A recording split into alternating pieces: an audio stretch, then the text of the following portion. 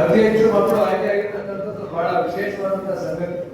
ಈ ವರ್ಷ 150 ಜನ ವಿದ್ಯಾರ್ಥಿನಿಯರು ನಮ್ಮ ಹುಟ್ಟು ತಾಲೂಕಿನ ನಮ್ಮ ಸಮಾಜದ ವಿದ್ಯಾರ್ಥಿನಿಯರು 85ಕ್ಕೂ ಅಧಿಕ ಅಂಕಗಳನ್ನ ಪಡೆದಿರ್ತಕ್ಕಂಥ ವಿದ್ಯಾರ್ಥಿನಿಯರು ಇಲ್ಲಿ ಪಾಲ್ಗೊಂಡಿದ್ದೇನೆ.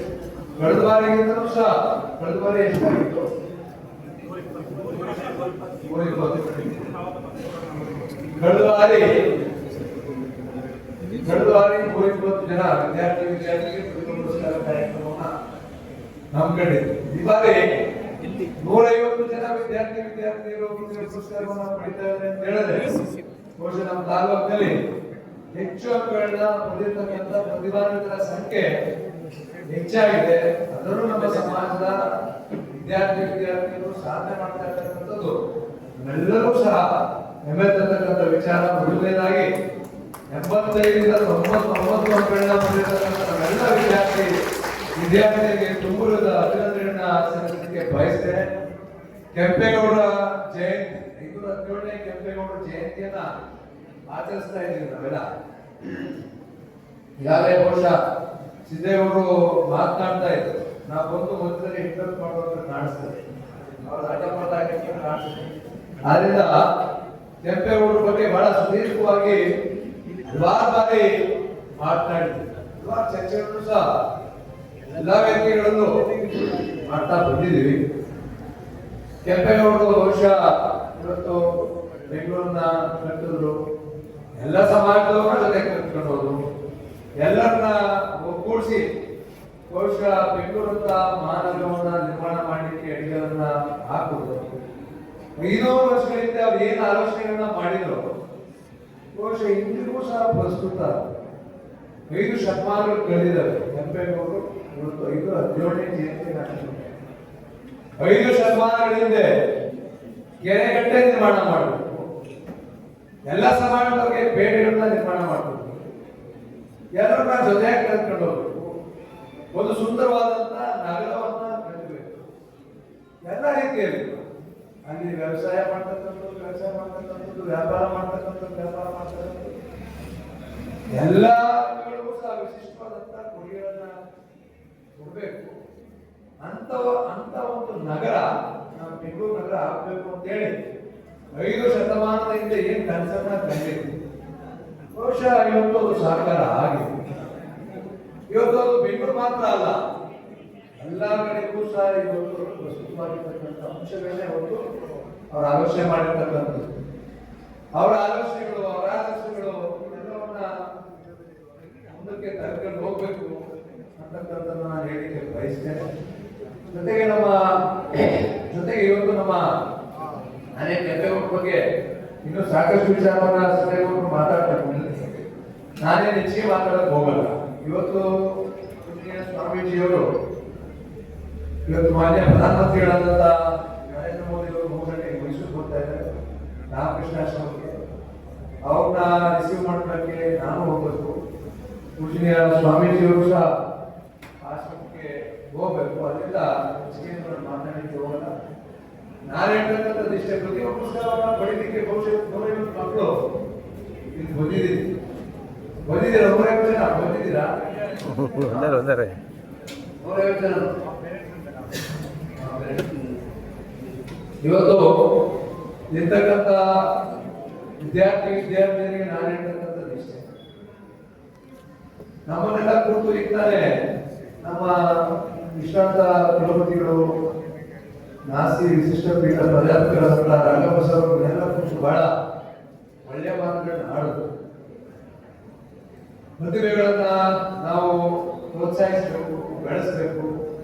ಜೊತೆಗೆ 1980ರಲ್ಲಿ ಇದ್ದಂತ ಅಮೆರಿಕ ಮತ್ತು ಚೀನಾದ ನಡುವೆ ಇದ್ದಂತ ವ್ಯತ್ಯಾಸಗಳನ್ನ ತಿಳಿಸಬೇಕು. ನಮ್ಮ ವಿದ್ಯಾರ್ಥಿನಿಯರು ಬಹುಶಃ ನೀವೆಲ್ಲರೂ ಸಹ ಗಮನಿಸಬೇಕು.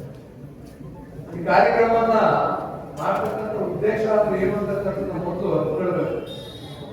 ಏನಕ್ಕೆ ಜಯಂತಿ ಕಾರ್ಯಕ್ರಮವನ್ನ ಮಾಡ್ತಕ್ಕಂಥದ್ದು, ಏನಕ್ಕೆ ನಾವು ಈ ನಮ್ಮ ಸಮಾಜದಲ್ಲಿ ಸಾಧನೆಯನ್ನ ಮಾಡಿರ್ತಕ್ಕಂಥ ಸಾಧಕರನ್ನ ಕರೆಸಿ ಏನಕ್ಕೋಸ್ಕರ ಮಾತಾಡ್ತೀವಿ ಅಂತಕ್ಕಂಥದ್ದು ಬಹಳ ಮುಖ್ಯ. ಕಾರ್ಯಕ್ರಮ ಮಾಡ್ತಕ್ಕಂಥ ಉದ್ದೇಶನೇ ಕೆಂಪೇಗೌಡರ ಜಯಂತಿ. ಪ್ರತಿಭಾ ಪುರಸ್ಕಾರ ಸಾಧಕರಿಗೆ ಸನ್ಮಾನ. ಮೂರನೇ ವಿಚಾರ, ಕೆಂಪೇಗೌಡರು ಮಾಡಿರ್ತಕ್ಕಂಥ ಕೆಲಸ ಕಾರ್ಯಗಳು, ಸಾಧನೆಗಳು ನಾವು ನಮ್ಮ ಜೀವನದಲ್ಲಿ ಯಾವ ರೀತಿ ಅಳವಡಿಸ್ಕೊಳ್ಬೇಕು, ಯಾವ ರೀತಿ ಅವರ ಆದರ್ಶಗಳನ್ನ ಮುಂದೆ ತೆಗೆದುಕೊಳ್ಳಬೇಕು ಅಂತಕ್ಕಂಥ ಒಂದು ವಿಚಾರ.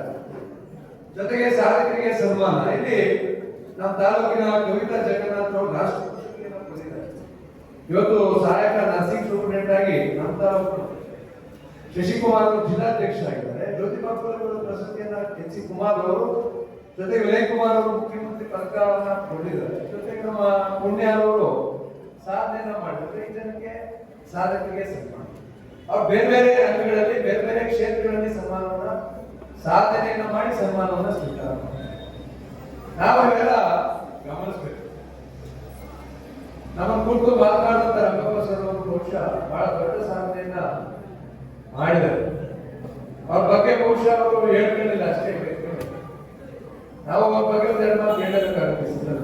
ನಮ್ಮ ಪಕ್ಕದ ತಾಲೂಕು ಕೇರಳದ ತಾಲೂಕಿನಲ್ಲಿ ಒಂದು ಸಾಮಾನ್ಯ ರೈತ ಕುಟುಂಬದಲ್ಲಿ ಜನಿಸಿದಂಥವರು ಇವತ್ತು ಇಡೀ ವಿಶ್ವದಲ್ಲಿ ಸಾಧನೆಯನ್ನ ಮಾಡಿದ್ದಾರೆ. ಬಹುಶಃ ನಿಮ್ಗೆ ಗೊತ್ತಿದೆಯಾ?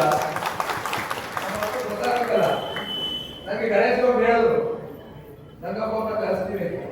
ನಾನು ಹಾಗೆ ಹೇಳಿದೆ, ಮೊದಲು ದಯಮಾಡಿ ಅಂತ ಸಾಧನೆ ಕಲಿಸಿ ಅಂತ ನಾನು ಹೇಳಿದೆ. ಯಾಕೆಂದ್ರೆ ನಮ್ಮ ಮಕ್ಕಳಿಗೆ ಕೆಂಪೇಗೌಡ ಆದರ್ಶಗಳನ್ನ ಹೇಳ್ತಾ ಇದ್ದೀವಿ. ನಮ್ಮ ಮುಂದೆ ಇರ್ತಕ್ಕಂಥ ಸಾಧಕರ ಸಾಧನೆಗಳು ಹೇಳಬೇಕಲ್ಲ, ಅವ್ರೇನ್ ಸಾಧನೆ ಮಾಡಿದ್ರೆ ಗೊತ್ತಾಗಬೇಕಲ್ಲ ನಿಮಗೆ. ಇಡೀ ವಿಶ್ವದಲ್ಲಿ ಅವರು ಹೊಸದಾಗಿ ರಿಸರ್ಚ್ ಮಾಡಿದ್ದಾರೆ. ರಿಸರ್ಚ್ ಮಾಡಿ ಬಹುಶಃ ಇವತ್ತು ಸಾಕಷ್ಟು ಕೊಡುಗೆಗಳನ್ನು ಸಮಾಜಕ್ಕೆ ಅವ್ರು ಮೇನ್ ಇಕ್ವಿಟಿ ಬಗ್ಗೆ ಹೇಳಬೇಕು. ಅದೇ ರೀತಿ ಇವರು ಸಹ ಹಲವಾರು ಆವಿಷ್ಕಾರಗಳನ್ನ ಮಾಡಿ ಇವತ್ತು ನಮ್ಮ ಮುಂದೆ ಕೂತಿರ್ತಕ್ಕಂಥವ್ರು ಬಹಳ ಸರಳವಾಗಿ ಏನ್ ಹೇಳ್ಕೊಂಡಿಲ್ಲ, ನಾನೇನ್ ಮಾಡಿ ಇವತ್ತು ಕೇರಳದಲ್ಲಿ ಜನಿಸಿ ಇವತ್ತು ಇಡೀ ವಿಶ್ವದಲ್ಲಿ ಅನೇಕ ದೇಶಗಳನ್ನ ಅನೇಕ ದೇಶಗಳಲ್ಲಿ ಇವತ್ತು ಸೇವೆಯನ್ನ ಸಲ್ಲಿಸತಕ್ಕಂಥವ್ರು ಬಹಳ ಸಾಧನೆ ಮಾಡಿದ್ದಾರೆ. ಇವತ್ತು ಅವ್ರು ಕೊಟ್ಟಿರ್ತಕ್ಕಂಥ ಕ್ಷೇತ್ರದಲ್ಲಿ ಬಹಳ ಆವಿಷ್ಕಾರಗಳನ್ನ ಮಾಡಿ ನಮ್ಮ ಸಮಾಜಕ್ಕೆ ಹೆಚ್ಚು ಕೊಡುಗೆಗಳನ್ನ ಕೊಟ್ಟಿದ್ದಾರೆ. ಜೊತೆಗೆ ನಮ್ಮ ಮೈಸೂರು ವಿಶ್ವವಿದ್ಯಾನಿಲಯದಲ್ಲಿ, ಮೈಸೂರು ಓಪನ್ ಯೂನಿವರ್ಸಿಟಿ ಬಹುಶಃ ಯಾರಾದ್ರೂ ಬಹಳಷ್ಟು ದೊಡ್ಡ ಅಭಿವೃದ್ಧಿ ಕಾರ್ಯಗಳನ್ನ ಮಾಡಿದ್ದಾರೆ, ಅದು ಆ ಒಂದು ಶ್ರೇಯಸ್ಸು ರಂಗಪ್ಪ ಅವರಿಗೆ ಸಲ್ಲುತ್ತದೆ. ಮೈಸೂರು ಯೂನಿವರ್ಸಿಟಿ ನಾವು ಒಳಗಡೆ ಓದಂತ ಸಂದರ್ಭದಲ್ಲಿ ನಾನು ಬಹಳ ಚಿಕ್ಕ ವಯಸ್ಸಿನಿಂದ ನೋಡ್ತಾ ಇದ್ದೆ ಮೈಸೂರು ಯೂನಿವರ್ಸಿಟಿ. ನಾನು ಬಹಳ ಚಿಕ್ಕ, ನಾನು ಸೆಂಟ್ ಜೋಸೆಫ್ ಸ್ಕೂಲಲ್ಲಿ ಓದ್ತಾ ಇರ್ಬೇಕಾದ್ರೆ ಅಲ್ಲಿ ಗ್ರೌಂಡ್ ಇತ್ತು, ನಾವು ಆಟಾಡಕ್ಕೆ ಹೋಗ್ತಾ ಇದ್ವಿ, ಕ್ರಿಕೆಟ್ ಆಡಕ್ಕೆ ಹೋಗ್ತಾ ಇದ್ವಿ. ನನಗೆ ಗೊತ್ತಿಲ್ಲ ಯಾವ ಅಂತ ನನಗೆ ಬಹಳ ಚಿಕ್ಕ. ಅದಾದ ನಂತರ ಈಗ ಹಲವಾರು ವರ್ಷದಿಂದ ಹೊರಗಡೆ ಹೋಗ್ತಾ ಇದ್ವಿ. ಅವತ್ತಿದ್ದಂತ ಮೈಸೂರು ವಿಶ್ವವಿದ್ಯಾನಿಲಯಕ್ಕೂ ಇವತ್ತಿರ್ತಕ್ಕಂಥ ಮೈಸೂರು ವಿಶ್ವವಿದ್ಯಾನಿಲಯಕ್ಕೂ ಬಹಳಷ್ಟು ವ್ಯತ್ಯಾಸ ಇದೆ. ಬಹಳಷ್ಟು ವ್ಯತ್ಯಾಸ ಇದೆ. ನಾವು ಸಾಕಷ್ಟು ಯಾವುದೇ ಹುದ್ದೆಗೆ ಹೋದಂತ ಸಂದರ್ಭದಲ್ಲಿ ಅದಕ್ಕೆ ನ್ಯಾಯವನ್ನ ಕಲ್ಪಿಸ್ಕೊಳ್ತಕ್ಕಂಥ ಕೆಲಸವನ್ನ ಮಾಡಬೇಕು. ಮೈಸೂರು ವಿಶ್ವವಿದ್ಯಾಲಯದ ಕ್ಯಾಂಪಸ್ ಒಳಗಡೆ ಹೋದ್ರೆ ಇವತ್ತು ವಿದೇಶಕ್ಕೆ ಹೋಗಕ್ಕಾಗುತ್ತೆ. ನಾವು ಆ ರೀತಿಯಾದಂಥ ಅಭಿವೃದ್ಧಿಯನ್ನ ಮಾಡಿದೆ. ಬಹುಶಃ ಇವತ್ತು ನಾವೆಲ್ಲ ನೋಡ್ತೀವಿ, ಅಭಿವೃದ್ಧಿಯನ್ನ ಮಾಡ್ಬೇಕಾದ್ರೆ ಅಡಚಣೆಗಳು ಇದ್ದೇ ಇರ್ತವೆ. ಬಹುಶಃ ಅದ್ರ ಬಗ್ಗೆ ತಲೆ ಎತ್ತಿಗೂ ಸಹ ತಲೆ ಕೆಡಿಸ್ಕೊಂಡಿಲ್ಲ. ಅವ್ರಿಗೆ ಕೊಟ್ಟಿರ್ತಕ್ಕಂಥ ಸಿಕ್ಕಿರ್ತಕ್ಕಂಥ ಅವಕಾಶದಲ್ಲಿ ಎರಡು ಕಡೆ, ಒಂದು ಮೈಸೂರು ಯೂನಿವರ್ಸಿಟಿ, ಇನ್ನೊಂದು ಓಪನ್ ಯೂನಿವರ್ಸಿಟಿ, ಎರಡರಲ್ಲೂ ಸಹ ಬಹಳ ಅದ್ಭುತವಾದಂತಹ ಸಾಧನೆ ಮಾಡಿದ್ದಾರೆ. ಬಹುಶಃ ಇವತ್ತು ನಮ್ಮ ಮುಂದೆ ಕೂತಿದ್ದಾರೆ. ಇವೆಲ್ಲ ತಿಳ್ಕೊಳ್ಬೇಕು, ಏನ್ ಸಾಧನೆ ಮಾಡಿದ್ದಾರೆ, ಅವ್ರು ಯಾವ ರೀತಿ ಎಷ್ಟು ಕಷ್ಟಪಟ್ಟು ಬೆಳೆದು ಬಂದಿದ್ದಾರೆ. ನಾವು ಸಹ ನಮ್ಮ ಜೀವನದಲ್ಲಿ ಅಳವಡಿಸ್ಕೋಬೇಕಾಗಿದೆ ಎಲ್ಲವನ್ನೂ ಸಹ. ಅದಕ್ಕೋಸ್ಕರನೇ ನಾವು ಸಾಧಕರನ್ನ ಕರೆಸಿ ಸನ್ಮಾನವನ್ನ ಮಾಡ್ತಕ್ಕಂಥದ್ದು, ಅವ್ರಿಗೆ ಮಾತನಾಡಿಸ್ತಕ್ಕಂಥದ್ದು, ಪ್ರತಿಭಾ ಪುರಸ್ಕಾರ, ಪ್ರತಿಭೆಗಳನ್ನ ಪ್ರೋತ್ಸಾಹಿಸತಕ್ಕಂಥ ಕೆಲಸ ಎಲ್ಲರೂ ಸಹ ಮಾಡ್ತೀವಿ. ಬರೋದು ಕೂತ್ಕೊಳ್ಳೋದು ಏನೋ ಪ್ರತಿಭಾ ಪುರಸ್ಕಾರ ಮಾಡ್ತಾರೆ, ನಾವು ನೋಡ್ಕೊಂಡು ಹೋಗ್ಬೇಕು ಅಂತಕ್ಕಂಥ ಮನಸ್ಥಿತಿ ನಮ್ಮ ಮಕ್ಕಳಿಗೆ ಇವಷ್ಟು ಸಹ ಮಕ್ಕಳಿಗೆ ಹೇಳ್ಕೊಡ್ಬೇಕು. ಈ ಕಾರ್ಯಕ್ರಮನ ಯಾಕೆ ಆಯೋಜನೆ ಮಾಡ್ತೀವಿ, ಈ ಸಾಧಕರು ಯಾರು, ಏನ್ ಸಾಧನೆಯನ್ನ ಮಾಡಿದ್ರೆ ಅಂತಕ್ಕಂಥದ್ದನ್ನ ಬಹುಶಃ ಮಕ್ಕಳಿಗೆ ಹೇಳ್ಕೊಡ್ಬೇಕು. ಆದ್ರಿಂದಲೇ ಈ ಒಂದು ಸಾಧಕರಿಗೆ ಸನ್ಮಾನ ಕಾರ್ಯಕ್ರಮವನ್ನು ಹಮ್ಮಿಕೊಂಡಿದ್ದಾರೆ. ಈ ರೀತಿ ನಾನು ನಮ್ಮ ವಿದ್ಯಾರ್ಥಿನಿಯರಿಗೆ ಹೇಳ್ತಕ್ಕಂಥದ್ದು, ಈಗ ತಾನೇ ನಾನು ಕಾಲೇಜ್ ಹೋಗಿದ್ದೆ, ನಮ್ಮ ಪದವಿ ಪೂರ್ವ ಕಾಲೇಜ್ ಹೋಗಿದ್ದೆ. ಅಲ್ಲಿ ಅವರು ಡಾಕ್ಟರ್ ಕಳಿಸಿದ್ರು ಉಪನ್ಯಾಸ ಕೊಡ್ಲಿಕ್ಕೆ. ಅವ್ರ ಹೆಸರು ವಿನುತಾ ಅಂತ. ನಮ್ಮ ತಾಲೂಕಿನ ವೀರಭದ್ರಪ್ಪ ಅವ್ರ ಮಗಳಾದ ಅವರ ಯಜಮಾನಿದ್ರು ಸಂತೋಷ. ಅವರು ನನ್ನ ಮಗ ಕೂತಿದ್ರು ಕಾರ್ಯಕ್ರಮದಲ್ಲಿ. ಅವ್ರು ಹೇಳ್ತಾ ಇದ್ದಾರೆ, ನಾನು UPSC ಎಕ್ಸಾಮ್ ತಗೊಂಡಿದ್ದೆ. UPSC ಎಕ್ಸಾಮ್ ಅಲ್ಲಿ ಪ್ರಿಲಿಮ್ಸ್ ಕ್ಲಿಯರ್ ಮಾಡಿದೆ, ಮೇನ್ಸ್ ಕ್ಲಿಯರ್ ಮಾಡಿದೆ. ನಾನು UPSC ಸೆಲೆಕ್ಷನ್ಗೆ ಹೋಗಿಲ್ಲ. ಇವತ್ತು UPSC ಎಕ್ಸಾಮ್ ಕ್ಲಿಯರ್ ಮಾಡ್ತಕ್ಕಂಥದ್ದು ಬಹಳ ಕಷ್ಟ ಇದೆ. ನಮ್ಮ ತಾಲೂಕಿನಲ್ಲೂ ಬಹುಶಃ ಕೀರ್ತನೆ ಲಾಸ್ಟ್ ಟೈಮು ನಾವು ಸನ್ಮಾನ ಮಾಡಿದ್ವಿ. 578ನೇ ರ್ಯಾಂಕ್ ವಿದ್ಯಾರ್ಥಿ ಲೇಖನ್ ಲೇಖನ್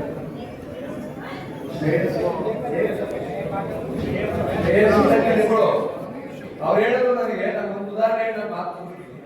ನಾನು UPSC ಎಕ್ಸಾಮ್ ತೆಗೆದುಕೊಂಡೆ, ಪ್ರಿಲಿಮ್ಸ್ ಪಾಸ್ ಮಾಡಿದೆ, ನಾನು ಮೇನ್ಸ್ ಪಾಸ್ ಮಾಡಿದೆ. ನಾನು ಕೆಲಸಕ್ಕೆ ಹೋಗಿಲ್ಲ. ನಾನು ಹೋಗಿದ್ರೆ AS ಆಫೀಸರ್ ಆಗ್ಬೋದಾಗಿತ್ತು, IPS ಆಫೀಸರ್ ಆಗ್ಬೋದಾಗಿತ್ತು, LS ಆಫೀಸರ್ ಆಗ್ಬೋದಾಗಿತ್ತು. ನಾನು ಆ ಕೆಲಸಕ್ಕೆ ಹೋಗಿಲ್ಲ. ನಾನು ಕೇಳಿದೆ, ಇಂಥ ಅವಕಾಶ ಯಾರು ಪಡ್ಕೊಳ್ತಾರ ನಮ್ಮ ಜೀವನದಲ್ಲಿ ಅಂತ. ಅವ್ರು ಹೇಳಿದ್ರು, ಸರ್ ನನ್ಗೆ ಯಾಕೋ ಇಷ್ಟ ಆಗಲಿಲ್ಲ, ನಾನು ರಿಸರ್ಚ್ ಕಡೆ ಮುಖ ಮಾಡಬೇಕು ಅಂತ ಹೇಳಿ ನಾನು ಆಯ್ಕೆ ಮಾಡ್ಕೊಂಡೆ. ನಾನಿವತ್ತು ವಿಜ್ಞಾನಿಯಾಗಿದ್ದೀನಿ. ನಾನು ವಿಜ್ಞಾನಿಯಾಗಿ ಹೊಸ ಹೊಸ ಆವಿಷ್ಕಾರಗಳನ್ನ ಮಾಡ್ತಾ ಇದ್ದೀನಿ. ನಮ್ಮ ಸಮಾಜಕ್ಕೆ ಬೇಕಾಗಿರ್ತಕ್ಕಂಥ ಕೊಡುಗೆಗಳನ್ನ ಕೊಡ್ತಾ ಇದ್ದೀನಿ. ಅವರು ಮಾಡಿರ್ತಕ್ಕಂಥ ರಿಸರ್ಚ್ ಯಾವ ಅಂದ್ರೆ ನಮ್ಮ ಆರೋಗ್ಯದ ವ್ಯವಸ್ಥೆಗಳ ಏನ್ ಬದಲಾವಣೆಯನ್ನ ತರಬಹುದು ಅನ್ನೋ ಕಡೆಗೆ ಅವರು ಹೊಸ ಹೊಸ ಔಷಧಿಗಳನ್ನ ಕಡಿತಕ್ಕಂಥ ಕಡೆಗೆ ಆವಿಷ್ಕಾರನ ರಿಸರ್ಚ್ ನ ಮಾಡಿದ್ದಾರೆ. ಅವ್ರು ಹೇಳಿದ್ರು, ನಾನ್ ಮಾಡ್ತಾ ಇರ್ತಕ್ಕಂಥ ಕೆಲಸದಲ್ಲಿ ನಮಗೆ ಖುಷಿ ಇದೆ, ನೆಮ್ಮದಿ ಇದೆ, ನಾನು ಸಂತೃಪ್ತಿಯಾಗಿದ್ದೀನಿ. ನಾನು IAS ಆಫೀಸರ್ ಆಗ್ಬೇಕು ಅಂತಾನೆ ಇಲ್ಲ. ನಾನು ಸಮಾಜಕ್ಕೆ ಎಲ್ಲ ನಿಂತು ನನ್ನ ಜ್ಞಾನದ ಮುಖಾಂತರ, ರಿಸರ್ಚ್ ಮುಖಾಂತರ ನಾನು ನಮ್ಮ ಸಮಾಜಕ್ಕೆ, ನಮ್ಮ ದೇಶಕ್ಕೆ ಕೊಡುಗೆಯನ್ನು ಕೊಡ್ತಾ ಇದ್ದೀನಿ ಅಂತಕ್ಕಂಥ ಮಾತನ್ನು ನಾನು ವಿದ್ಯಾರ್ಥಿಗೆ ಯಾಕೆ ಹೇಳ್ತೀನಿ ಅಂತ ಹೇಳಿದ್ರೆ, ರಂಗಪ್ರಸಾದ್ ಅಷ್ಟೇ ಇವತ್ತು ಆರೋಗ್ಯದ ವ್ಯವಸ್ಥೆ ಒಳಗೆ ಬಹಳ ದೊಡ್ಡ ಬದಲಾವಣೆಯನ್ನು ತರಲಿಕ್ಕೆ ಅವರ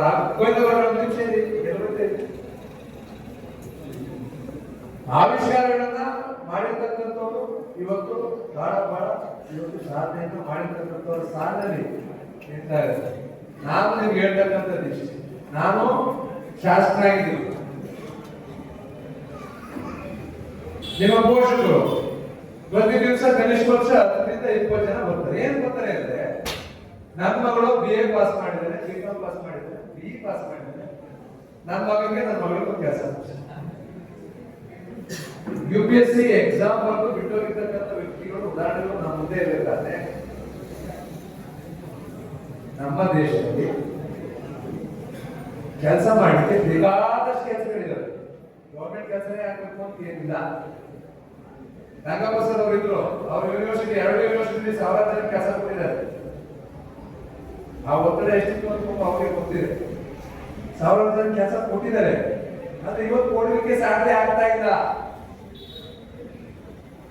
ಇವತ್ತು ನಮ್ಮ ಮುಂದೆ ಉದಾಹರಣೆಗಳನ್ನ ನಾವು ಇಟ್ಕೊಂಡು, ಸಾಧನೆ ಮಾಡಿರ್ತಕ್ಕಂಥ ಉದಾಹರಣೆಗಳನ್ನ ನಾವು ಇಟ್ಕೊಂಡು, ನಮ್ಮ ಪೋಷಕರು ಬೇರೆಯವ್ರ ಮನೆ ಭಾಗ ಕಾಯಕ್ಕೆ ನಮ್ಮ ಮನುಷ್ಯ ಯಾವ ರೀತಿ ಇರ್ಬೇಕು ಅಂತಕ್ಕಂಥದ್ದು ನಮ್ಮ ವಿದ್ಯಾರ್ಥಿನಿಯರು ಪದೇ ಆಲೋಚನೆ ಮಾಡಬೇಕು. ಕೆಲಸಕ್ಕೆ ಹೋಗ್ಬೇಕು ಅಂತ ಏನಿಲ್ಲ, ಸಾಧನೆ ಮಾಡಲಿಕ್ಕೆ ಬೇಕಾದಷ್ಟು ಅವಕಾಶಗಳಿದ್ದಾವೆ, ನಮ್ಮ ಪ್ರತಿಭೆಗಳಿದ್ದಾವೆ. ಪ್ರತಿಭೆಗಳನ್ನ ನಾವು ಗುರುತಿಸಬೇಕು, ಪ್ರೋತ್ಸಾಹವನ್ನು ಕೊಡಬೇಕು. ತಂದೆ ತಾಯಿ ಕಾಲೇಜ್ ಕಳಿಸ್ಬೋದು, ಓದಿಸ್ಬೋದು, ಕಷ್ಟಪಟ್ಟು ಜೀವನವನ್ನು ರೂಪಿಸ್ಕೊಳ್ಳಕ್ಕೆ ಸಾಧ್ಯ ಇಲ್ಲ. ಕೆಲವೊಂದು ಸಾಧ್ಯ ಇದೆ, ಅದೆಲ್ಲರಿಗೂ ಸಾಧ್ಯ ಇಲ್ಲ. ನೀವು ನಿಮ್ಮ ಸ್ವಂತ ಶಕ್ತಿಯ ಮೇಲೆ, ನಿಮ್ಮ ಪ್ರತಿಭೆಗಳ ಮೇಲೆ ನೀವು ನಿಮ್ಮ ಜೀವನವನ್ನು ರೂಪಿಸ್ಕೊಳ್ಳಬೇಕು, ಸಾಧನೆಯನ್ನು ಮಾಡಬೇಕು. ಆಗ ಮಾತ್ರ ಸಮಾಜಕ್ಕೆ, ನಿಮ್ಮ ಪೋಷಕರಿಗೆ ಗೌರವವನ್ನ ತಂದುಕೊಡ್ತಕ್ಕಂಥ ಕೆಲಸ ನಿಮ್ಮಿಂದ ಆಗುತ್ತೆ. ನೀವಿಲ್ಲ, ನಾನು BE ಪಾಸ್ ಮಾಡ್ತೀನಿ, ನಾನು BA ಮಾಡ್ತೀನಿ, ನಾನು BSc ಮಾಡ್ತೀನಿ, BCom ಮಾಡ್ತೀನಿ, ನಮ್ಮ ತಂದೆ ತಾಯಿನ ಕರ್ಕೊಂಡು ಹೋಗಿ ಯಾವ್ದು MLA ಮನೆ ಮುಂದೆ, ಯಾವ್ದು MP ಮನೆ ಮುಂದೆ, ಯಾವ್ದೋ ಮಂತ್ರಿಗಳ ಮನೆ ಮುಂದೆ, ಯಾವ್ದೋ ಅಧಿಕಾರಿಗಳ ಮನೆ ಮುಂದೆ ನಿಲ್ಲಿಸ್ತೀನಿ ಅಂದ್ರೆ ಅದು ಸಹ ನಿಮ್ಗೆ ಬಿಟ್ಟಿರ್ತಕ್ಕಂಥದ್ದು. ಕಷ್ಟಪಟ್ಟು ಓದಿಸೋದಂದ್ರೆ ನಮ್ಮ ಜೀವನವನ್ನು ರೂಪಿಸಲಿಕ್ಕೆ ಬೇರೆ ಮನೆ ಮುಂದೆ ನಿಲ್ಲಿಸ್ತಕ್ಕಂಥ ಒಂದು ಸನ್ನಿವೇಶವನ್ನ ಸೃಷ್ಟಿ ಮಾಡತಕ್ಕಂಥ ಒಂದು ವ್ಯವಸ್ಥೆ ಯಾರು ಕ್ರಿಯೇಟ್ ಮಾಡ್ತೀವಿ ಅಂದ್ರೆ ನಮ್ಮ ವಿದ್ಯಾರ್ಥಿಗಳು ಯೋಚನೆ ಮಾಡಬೇಕು. ನಾವು ಕಷ್ಟಪಟ್ಟು ಓದ್ತೀವಿ, ಐಎಎಸ್ ಮಾರ್ಕ್ಸ್ ಕಲ್ತ್ಕೊಳ್ತೀವಿ, ಪ್ರತಿಭೆ ಇದೆ, ಆವಿಷ್ಕಾರ ಮಾಡಿ ಬೇರೆ ಬೇರೆ ರಂಗಗಳಿದ್ದಾವೆ, ಬೇರೆ ಬೇರೆ ಕ್ಷೇತ್ರಗಳಿದ್ದಾವೆ.